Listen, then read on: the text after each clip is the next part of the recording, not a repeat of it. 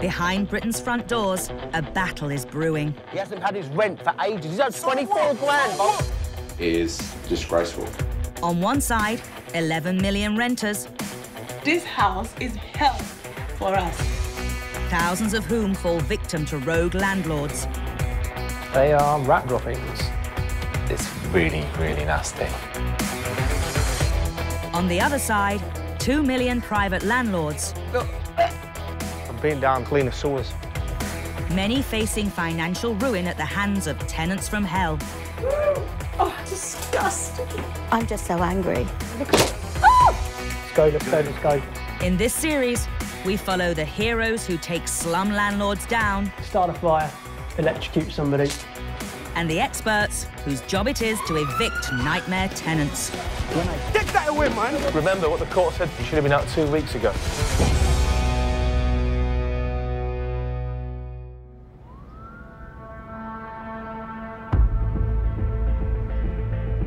In Britain's overheated housing market, fraud is rising steeply. Landlords and tenants are increasingly falling prey to elaborate scams. Scams that can cost victims thousands of pounds and plenty of grief.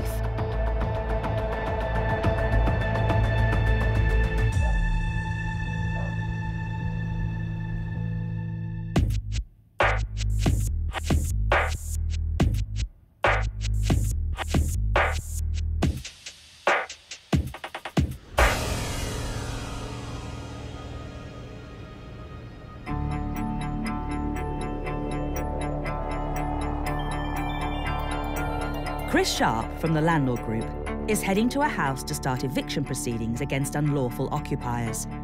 They may or may not be the victims of a clever con trick that he's seen all too often. Organised gangs are actually looking out for properties that are going onto the market, and they are speculating that some of these properties will be vacant already.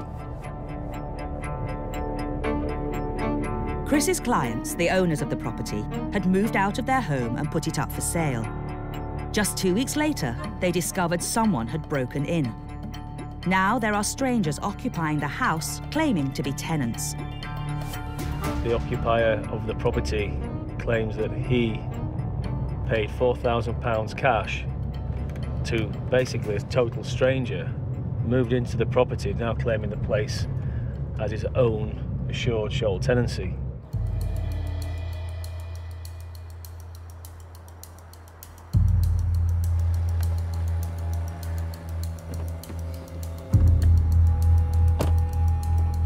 Right, the property's just over here. As a court date to remove the occupiers has now been set, Chris is here to inform them. There's clear evidence the house has been broken into. Now, if you look, these locks have been changed. This is a new lock. This lock was clearly not for this door. It's been jemmied open, it's been drilled and pried out. And so is this one. And then they've filled it back up. Now, if that's not suspicious, I don't know what is. So my client has got no way of getting in. The estate agent who was selling it, he can't get in. He only had permission to sell the property, but he can't do anything with it. He can't get in.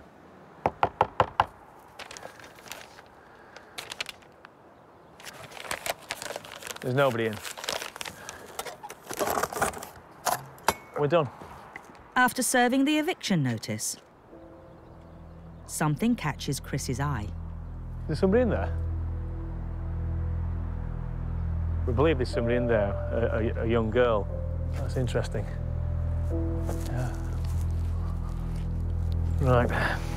With no one answering the door, Chris's job is done for now.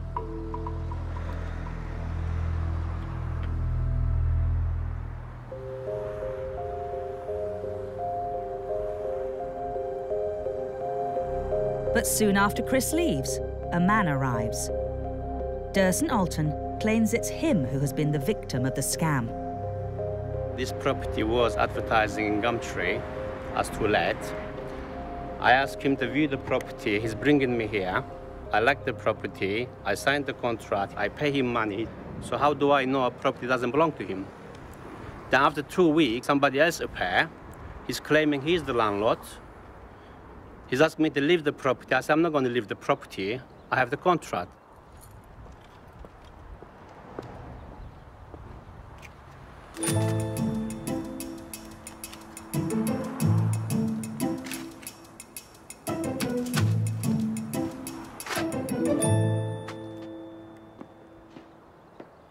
Derson claims to have proof of the man who let him the property.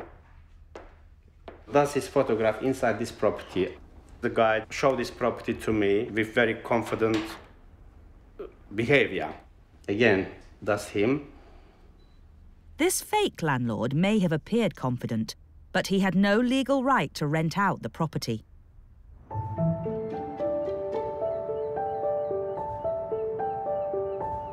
The rightful owners, Simon and Claire, have been through hell and back for the last 2 months. It's our family home. Yeah. That's where we brought our son up. Our house had only been on the market for 2 weeks when this happened. They got in there within hours of our estate agent being in there. I was phoned as I was leaving work. There's people living in your house. And you called me. And then, obviously I called him first and went, ah! Trying to put the shock behind them, Simon and Claire went to the house to meet Derson and his partner. They told us to take off our shoes. Now, it's not that I have any objection to taking off my shoes, but I have an objection to be told by somebody who is illegally occupying my house to take my shoes off in my house. These two people were just sitting there telling us how to be in our own house. He's a bad man. It's surreal. I explained I had sympathy for his situation, but I really needed for him to vacate my house. I need to sell it. He just harassed me for a new lease. He constantly talked about compromise. We need to find a compromise. And categorically, we kept saying, the house is not for rent.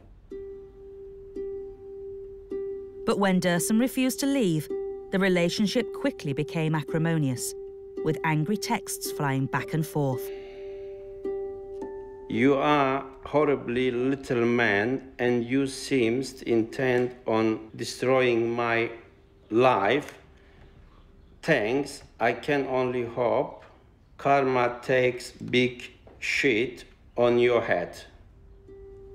Derson claims he's done nothing wrong, and that he's paying rent to the Gumtree landlord in good faith. I am here as tenants. I will stand here for my right. Of course I will attend the court. I will not leave this property. That's 100%.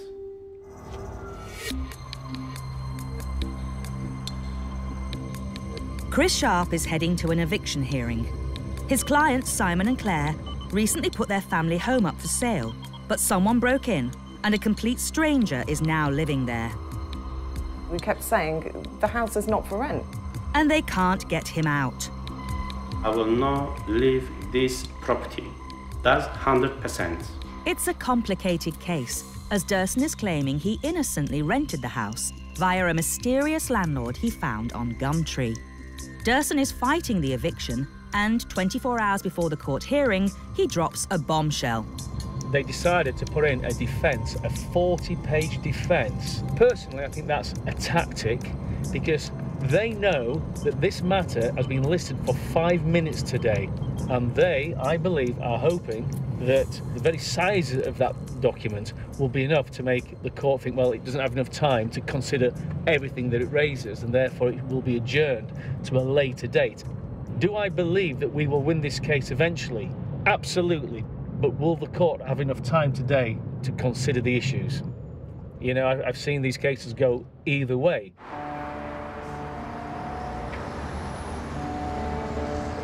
For Simon and Claire, Derson's defence, claiming he's a legitimate tenant who has paid £4,000 to a man on Gumtree, only piles on the pressure. How are you feeling? Stressed. Try not to be. Very. Okay, try not to be. We'll do whatever we can to try and get this nailed today. Brilliant. Keep calm and we'll go in. Okay, lovely. Okay. I'm so nervous now.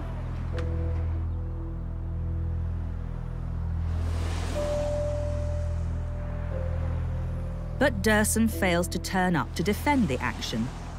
And an hour later, the hearing's over. Great result. Brilliant. Order for possession. We're super happy with the outcome. Really good news. Despite their 40-page document that they sent through to us at 4 o'clock yesterday, it didn't work.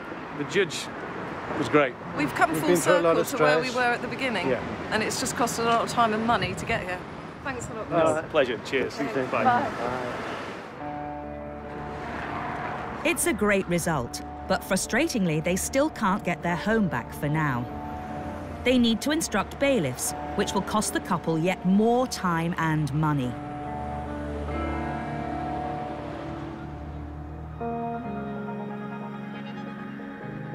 With rents and property prices soaring, letting out a home can look like a fail-safe way to bring in some extra income.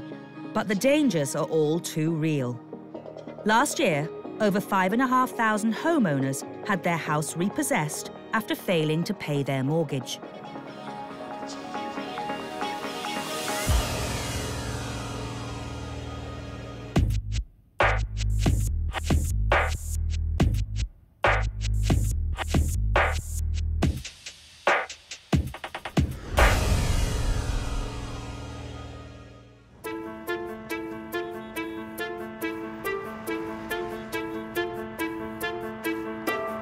Claude Roberts, a hospital worker, is visiting the South London flat that for 2 decades was his home. This is my flat, this top floor here. Those blinds which looks like they've seen better days. Them curtains there, that looks like they've never been washed in 8 years. Appalling. It was a lovely place. Nice place to be. Lived there for about 20 years. Was my home, basically. When Claude moved to a new home in Kent 9 years ago, he decided to rent the flat out. At first, all seemed fine with his tenants, Beatrice and her boyfriend. But 3 years ago, they stopped paying the rent and his problems began.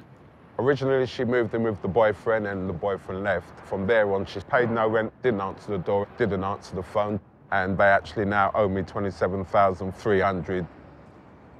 Because of family problems, Claude has been slow to chase the missing rent. As a result, he can't pay the mortgage on the house he lives in Kent, and that house is now in real danger of being repossessed. The property where I live now has got a possession order on it. I've had to suffer and go without. My children have suffered from this. I mean, there's been a knock-on effect in many ways. I've had to do 2 jobs at times in order just to keep things going, you know, working 7 days a week. To keep someone in my property, it's not what I know. I've always known that I've got to work for a living, and anything I have, I pay for it, you know. In desperation, Claude has called in Paul Champina from Landlord Action to help get his nightmare tenant out. All right. How are you? Nice to see you. How you been keeping? Oh, I've seen better days, as you know, but hence why I've called for you. Yeah, no, okay. Well, look, let's do this, so let's try and catch her in. So it's these 2. How long ago did you live in here, then? Nearly 20 years. Nearly 20 years? Oh, my God. 20 years. So you've got a really emotional tie as well to property. It's very emotional. Paul and Claude are serving the tenant with papers, telling her a court date has been set to have her evicted. Right, so you leave the talking to me, you hang back. I want to try and get her to the door.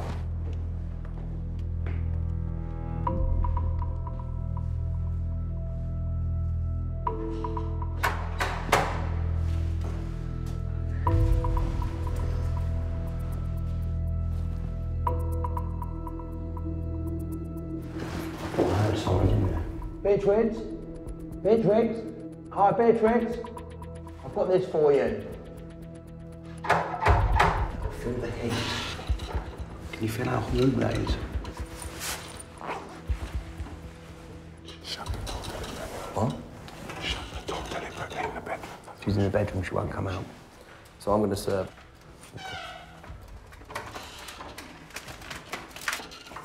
Okay, so she's been served. All right, notice served, step 1 there, it's a waiting game. Sure. In 4 months' time, you're going to get the property back. For Claude, it's the first step to bringing his 3-year nightmare to an end. If the case goes his way, he should have the tenant out in 4 months.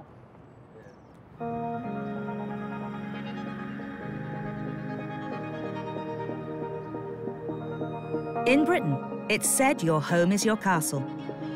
We all have the right to a secure roof over our head, as long as we pay the rent or mortgage. But in today's topsy-turvy rental market, that's not always the case, as one unlucky East London man discovered.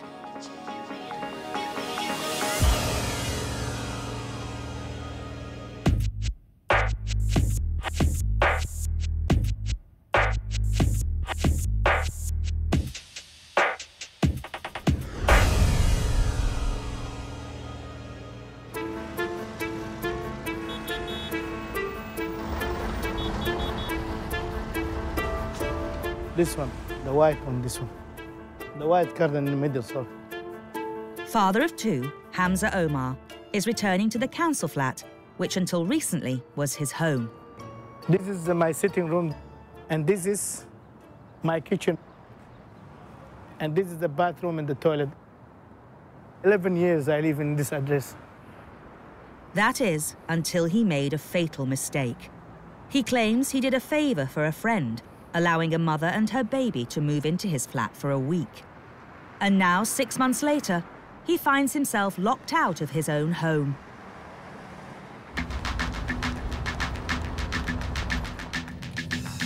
In desperation, Hamza asked eviction specialist Chris Sharp to start legal proceedings to get his home back. This is a kind of story that when you hear, it makes your blood boil.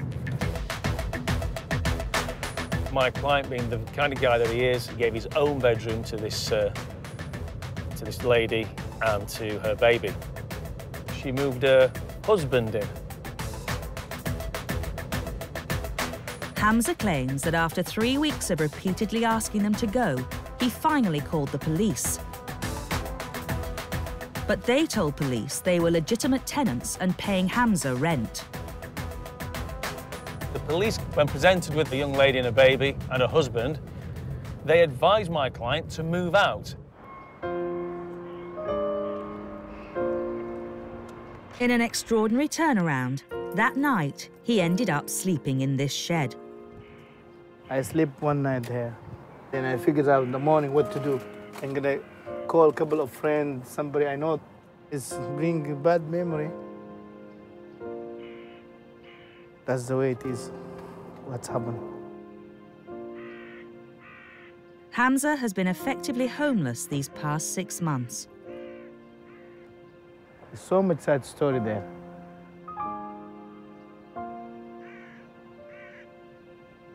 They look at us. The baby.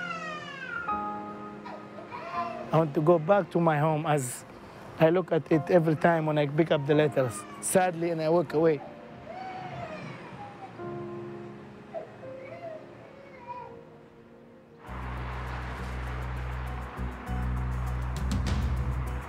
Today, they're heading to court. Crossing their fingers, the judge will award Hamza possession of his flat. Hi, Hamza. Hi, hello, Chris. How are you? Yeah, fine. Love to see you. Well, listen, we're keeping an eye out for the occupiers. They're on very thin ice now. So all we can do is go in, put the case before the judge, and let's see if we get the order today. Yeah, that's it. That's good news. Okay, let's go. Let's go in then, yeah? Okay. It wouldn't surprise me at all if they turn up today. Let's hope it goes well. But, you know, it could go either way. If the trespassers do turn up and make a defence, it could lead to the case being rescheduled and yet more months of homelessness for Hamza. But they fail to turn up to defend the action, and the case is soon over. That's very good to see you. Got the order. They didn't show. You were relieved. Yeah, I was relieved. Yeah, even the judge himself, thanks for that. Oh, no. This is why we do it. Okay, this is why we do it. That's the good news. I am as relieved as you are that we've got that. This is the beginning of the end. It really is. Yeah. Thanks very much, Hamza, Chris. pleasure. I'll see you soon. Yeah, bye-bye. Cheers, Hamza. Bye-bye now. Okay.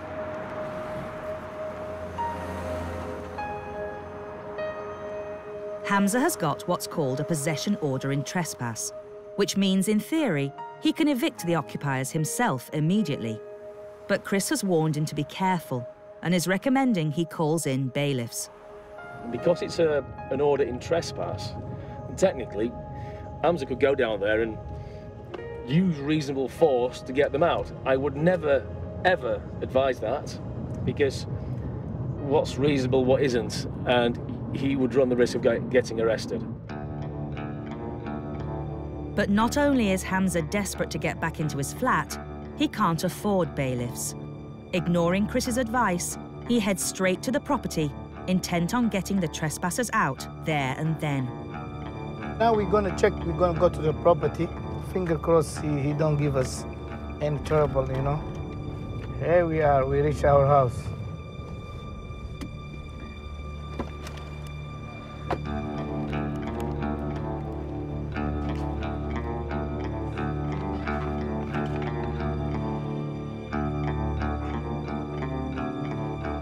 Let me check if somebody in. Yeah, we are. Mr. Omar speaking. Yes, how are you? Yeah, fine. We got the court order for eviction today. You didn't come to the court today. So we got the evictions. Are you ready? Pick your stuff. Which stuff? To go out because we got the court order today. When? Today. Is it today? Yeah, today. So let me call my lawyer first, yeah? When you're gonna be ready to go? No, you don't need to ask me anything. Chris has got wind Hamza is at the property and heads over. So I need to talk to my lawyer first, yeah? Lawyer? Yeah. So I'll get back to you, yeah? When? Because we already have got the court order to leave the property. You know what? After 7 months. I've said it. I need to call my lawyer, yeah? After I call my lawyer, then get back to you, yeah? Say, when you gonna call your lawyer, you mean? Hamza. Worried the situation may boil over, Chris tries to cool things down. You've got the order. Yeah. Let's move away now. Let's walk away. I hope everything will be all right when you leave in the house and in good position anyway. Why are you passing Yeah? Yes, sir. Yeah? Let me call my lawyer. Huh? Let's move away. Yeah. He's not going to go. You'd have to use force. I would not advise you do that. Yeah. You'll get arrested. We got the court order. You will get arrested. Okay, and that's I do fine. not want that to happen. Let's go. Bye-bye, yeah. Thank you.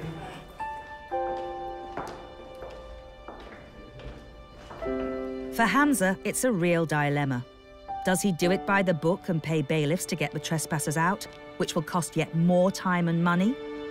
Or does he wait until he gets the paperwork and risk trying to get them out on his own?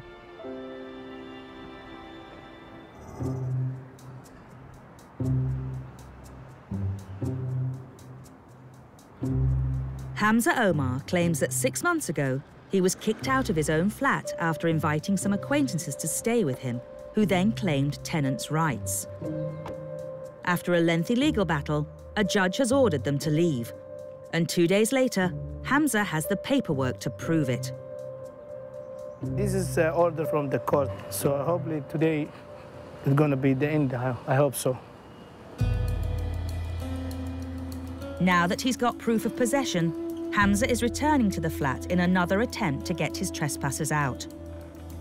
That's despite advice from his lawyer, Chris Sharp, who's advised Hamza to wait and pay for bailiffs.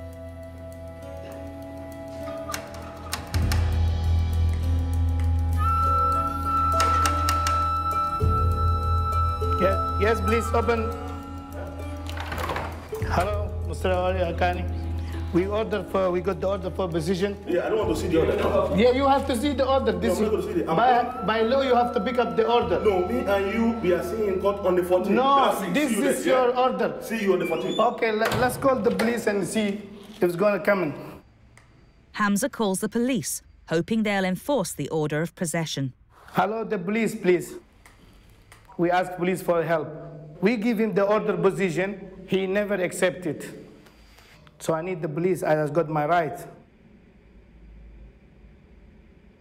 60 minutes. Yeah, we wait. If anything, you can call me this number. Thank you. We're gonna wait until the police is come.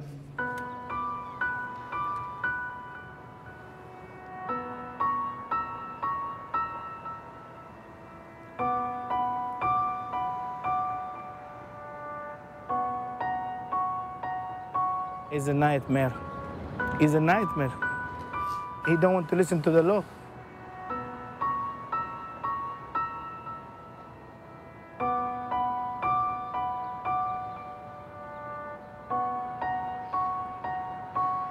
It's nearly 60 minutes now. An hour comes and goes, and there's no sign of the police. so he calls again. Yeah, the police, please. To find out why they haven't arrived. They said they're gonna be 60 minutes. I would like to know if they're coming. I need the police to just tell him, take the order now. I just need the police to give him the order now. The police tell him that as far as they're concerned, this is a civil dispute and he needs to get a bailiff and a locksmith. They will only come out for a breach of the peace. In desperation, Hamza tries a different tactic. It's a counter property. Okay, if it's gonna be fight there, I'm gonna go there and damage the door, and whatever happened to me and him, then the police guy is gonna come. That's what you advise me now, isn't it? Okay. They don't want to come.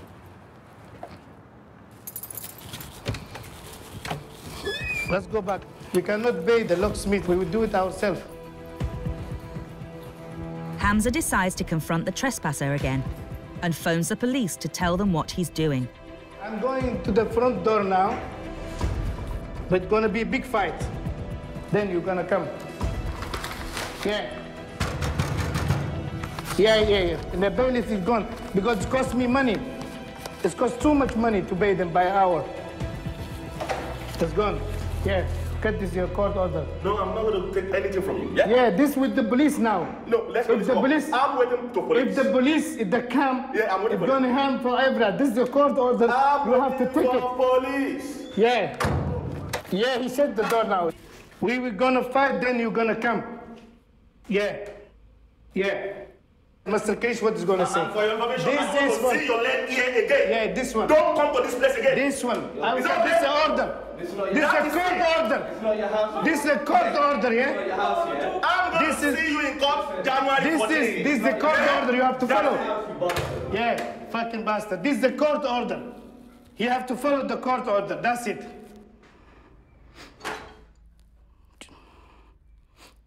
He's laughing inside.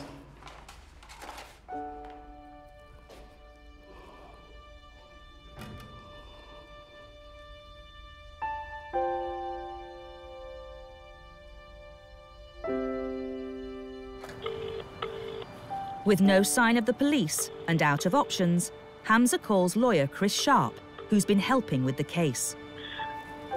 Hello? Yeah, Chris, this is Mr. Omar here. He was aggressive for us. When we called the police, they refused to come.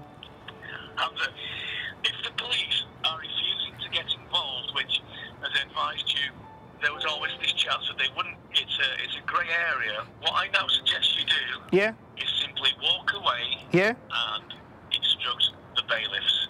Because you will end up getting yourself into trouble if you try and take back possession yourself, okay? You will end up getting arrested, okay? I do not want you to do that, Hamza.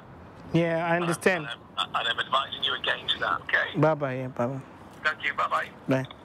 Then that's the way it is. Only we have to involve the sheriff, and that's the law. You cannot do it in yourself. I just have to look at my property and go away as I do normal. I don't have any choice. Just look from the window, the door, and leave as I done it before for 6-7 months. That's it.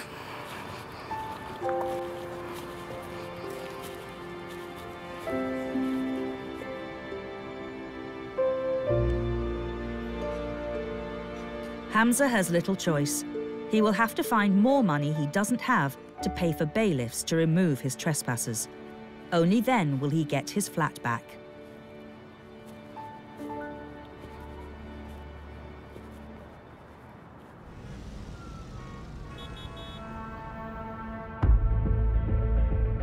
For the last 4 months, Claire and Simon's old family home has been occupied by Derson Alton. He refused to leave, claiming he was a legitimate tenant. Eviction day has finally arrived, and with Simon unable to attend, Claire hopes today will be the end of their nightmare. I just want my house back. I mean, this has cost, I mean, we're looking at probably about $5,000. It's cost us just to get our house back. There is an element of nervousness. I don't know what to expect when I get in there. I mean, people are weird, aren't they? I mean, you don't just walk into somebody's house and then find out you're not supposed to be there and stay. So who can predict what they're going to do?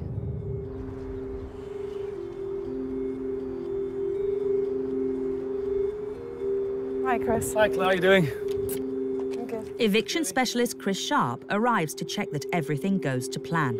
Have you seen any activity since you've been here? No. Do you think they've gone? I'm hoping they've gone. Ah, bailiffs are here. Hopefully there won't be anybody in there, and the bailiffs will authorise the locksmiths to break the door.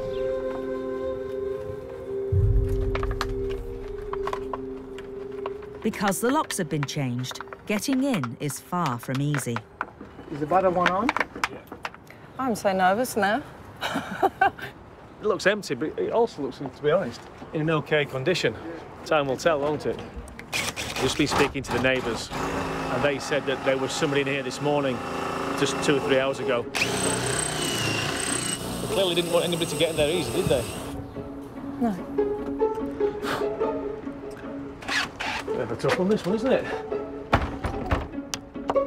Like a double lock. It might be a double lock. I knew it wasn't going to be that easy. These guys won't be beaten by this lock. No. We're in. Hooray! All right. After you. All right, bailiff. Bailiff, anyone on? Bailiff. Finally inside, it initially looks promising. Just glad that we've got it back. But then there's a problem. Where's the other half of the sofa?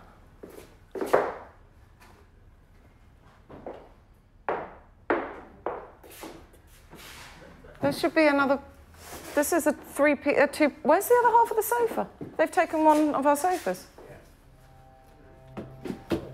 Oh, there's the other half of the sofa. OK, right, they've brought it upstairs. So they're obviously using that for another bed. Look at this, they've got all these spare beds. Were these beds not in before? No! This place was empty. Completely empty. Although Derson claimed to Claire that only he and his partner were living in the house, there are 6 beds in 3 rooms. It's just beggars belief. It really does. It's just a cheek, isn't it? Random bed. Chris suspects that Derson was allowing other people to live in the property. But that's not all. Solid wood door, look at the state of that. That's been into the hammer. They cost a bloody fortune. OK, well, I guess it's back to square one. Start cleaning again. Claire calls Simon to tell him about the state of the house. Hi. We're in. Yeah, no, there's beds all over the place. Yeah. And what sort of state's the house in? It's grubby, it's not broken. There is a massive hammer hole in the attic bedroom door. So, I mean, what does the house need? Other than a good clean, Simon, from top to bottom, I think the house will be OK.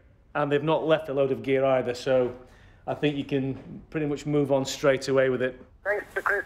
Thanks for your help, mate. No problems. No problems at all. I think what you've got to remember here today is that, yeah, whilst we've got the property back, this is the end of an incredibly frustrating journey for Claire and for Simon. And, you know, this isn't, if you like, the happy ending. It's the ending that we should have never had to have, because it should never have happened in the first place. Absolutely. Right, Claire. Cool. I'll see you later, OK? Thanks. All the Cheers, best. Chris. Cheers. See you. With the unlawful tenants gone and the house back in Claire and Simon's possession, they waste no time getting it back on the market and are optimistic of a quick sale.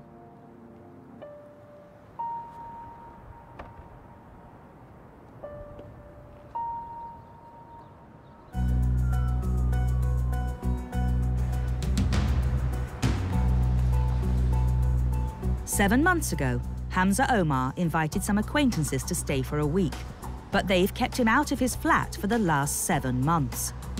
He's won a possession order, but Chris Sharp is heading back to court. The trespassers are claiming they didn't know about the previous court case. They've managed to get another hearing, and their eviction is on hold. It really is a disgrace, and you could not make these facts up at all. And now we're going on our way to court to fight yet another application made by the defendants. You know, they're not addressing the issues. This using the court process to frustrate and protract matters.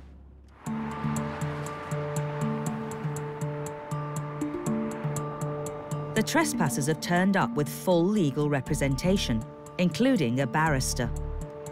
It could go either way. Obviously, we're going to oppose the application, and we're going to try and get the order to stick and for the bailiffs to go ahead in the next couple of days. So we'll just have to see how it goes. I'm feeling very stressed because we are fighting for our right. That's what we're asking.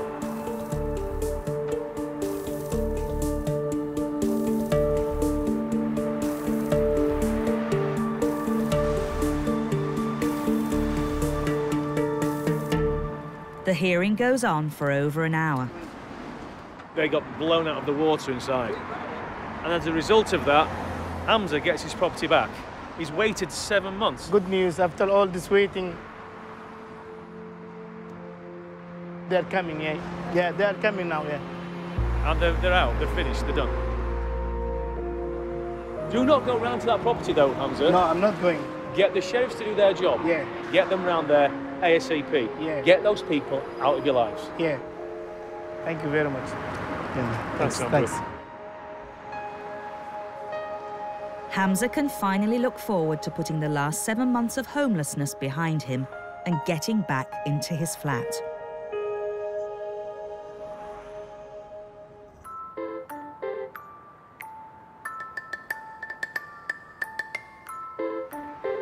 Claude Roberts has received no rent from his tenant for 3 years and has now lost a staggering £30,000.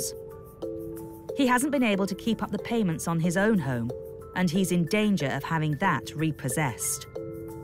Today, he's heading to court, hoping to have his nightmare tenant evicted. Hallelujah. Hallelujah that I'm going to be able to have my say in court after all these years. It was beginning to look like this day would never come, because 3 years is a long time. This is really vital, because I've been trying to pay 2 mortgages for the best part of 3 years. So it's left me in a lot of debts, left me with a lot of problems.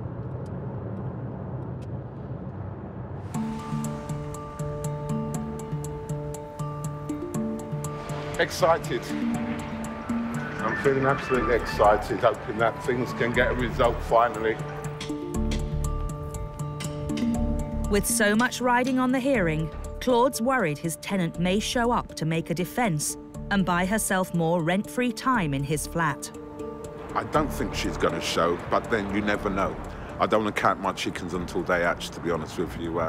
So I'm just going to take things one step at a time. I'm glad we're here, because that's a step in the right direction, but let's just see what the outcome is now.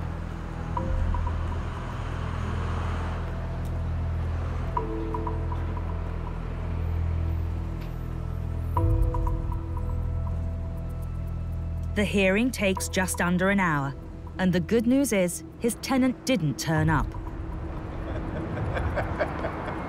Brilliant. The judges okayed it, and so we've now got a possession order, albeit it's going to be 14 days. I'm chuffed, really, really chuffed. I was beginning to worry that this day may never come, and the fact that it's actually here now is just a wonderful feeling, you know. I actually feel like finding out work now, saying I'm not coming in tonight. I'm going out to celebrate, but no, I'm really, really pleased. Somersaults? Yeah, very happy.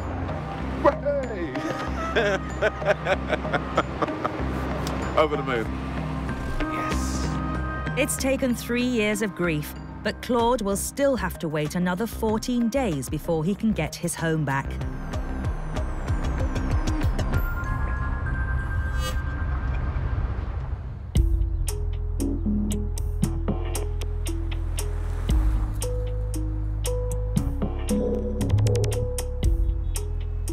Just over 2 weeks later, and the day his tenant was due to leave has come and gone. I've got a strong feeling she's still going to be there, so that's why I'm just going to turn up there, see if she's still there. And it'd be nice for her to say, all right, I'm going to get my stuff and I'll be out the house by the weekend. That would be really great. Very, very slim chance. All I've found is that she's just been oblivious to the fact that she's doing wrong. It's criminal. It's absolutely criminal. I mean, people's gone to prison for less money, for God's sake, and yet somehow this is legal. You know, I mean, £30,000, and it's more than £30, is a lot of money.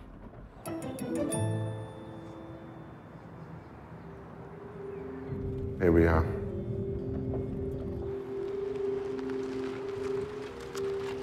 Claude has a legal letter to remind his tenant of the possession date. After 3 years of trying to get her out, he suspects she'll drag out her stay as long as possible.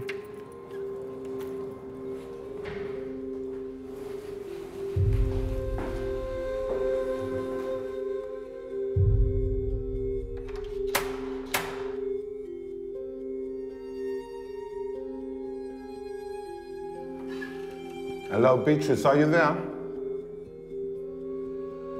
I don't think she's there. No. Minutes pass, and Claude resorts to calling his tenant. Hi, Beatrice.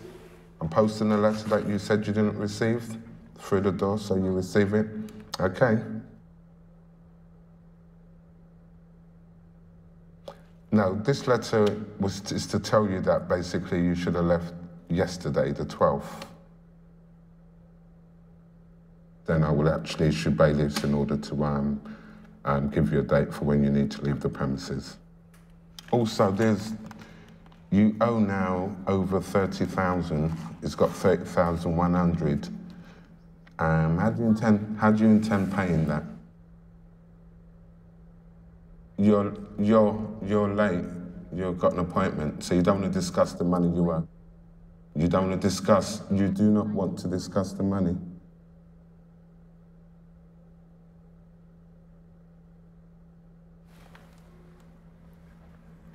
She, the minute I mentioned the money, she began to talk about she's late for somewhere and she's got somewhere she needs to go. So, all I can do is, I've got this letter here. Okay, it's coming to the end of a free stay. Better late than never. One letter going through. For Claude, after 3 years of hell and £30,000 out of pocket, he knows that in 6 weeks' time, his nightmare will finally be over. At least now I know that all I need to do now is actually to arrange for bailiffs to set a date, and by that day, hook or by crook, she will have to leave, you know? And I'll probably be singing the song, Hit the Road, Jack, you know? But I won't sing it yet until that time comes.